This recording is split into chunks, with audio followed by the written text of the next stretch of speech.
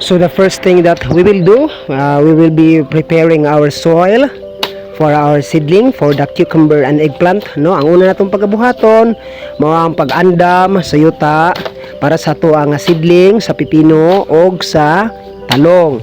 So kini nga yuta aduna kini iti sa manok, no, topsoil og iti sa manok. So mogamit kita ni ana para sa tuwa mga seedling puhon. So kini siya to aran ning i-mix, no. So kana siya una nagkuha ko og mga yuta kung gitapok diha para nga kini sa pagsagol unya sa to nga chicken manure, no, kanang medyo naluno na, no, nga iti sa manok. So yan lang po ang ating gagawin. Maganda tayo ng lupa para sa ating mga seedling ng pipino at talong. So yung lupa na topsoil ay haluan na natin ng mayroong ipot ng manok, no, ng chicken manure. Nang haluin natin yan mamaya ng maigi sa badang last part ng ating video.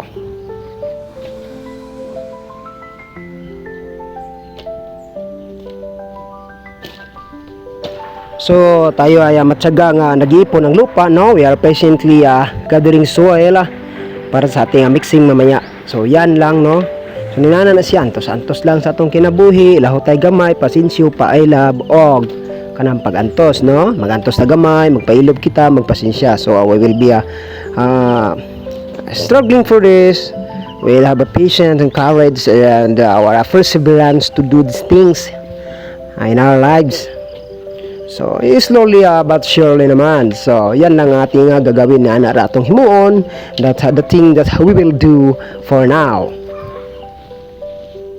So at this point in time, I am now going to mix the chicken manure with the topsoil that I have prepared. So sa puntong ito ay ihalo ko na po ang chicken manure sa topsoil na acting tumpok, no.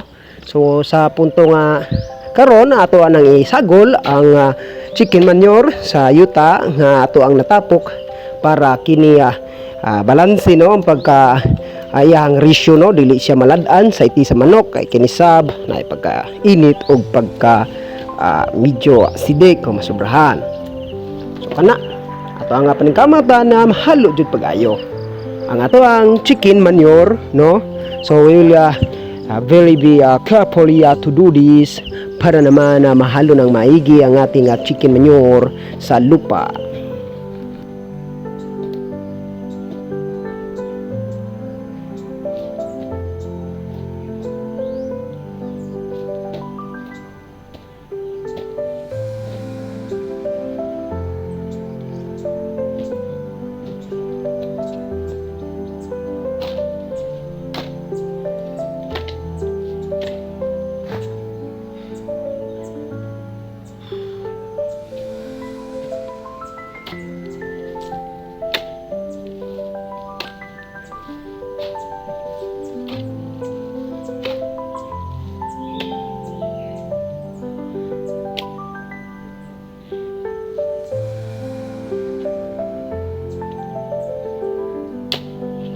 So ato ra na siyang balay-balihon paghalo, no, para ma-mix jud thoroughly. So kana ra ato ra jud na siyang pasensyahan, pailuban sa pagsagula sa yuta ug topsoil nga atong giandam para kini maayo jud ang ato nga pagka-mix, no, chicken manure.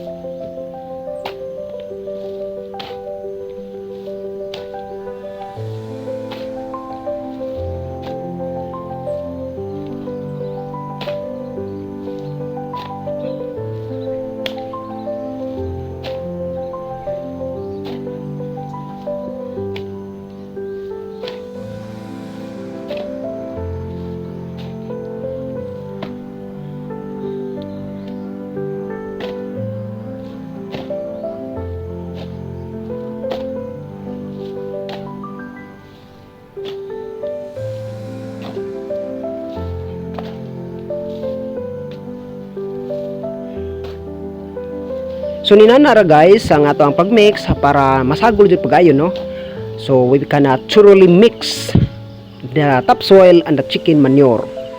So yan, repeatedly mixing it through para naman magiging pantay naman ang pagkahalo ng ating materials. So thank you everyone and have a nice day. Happy farming.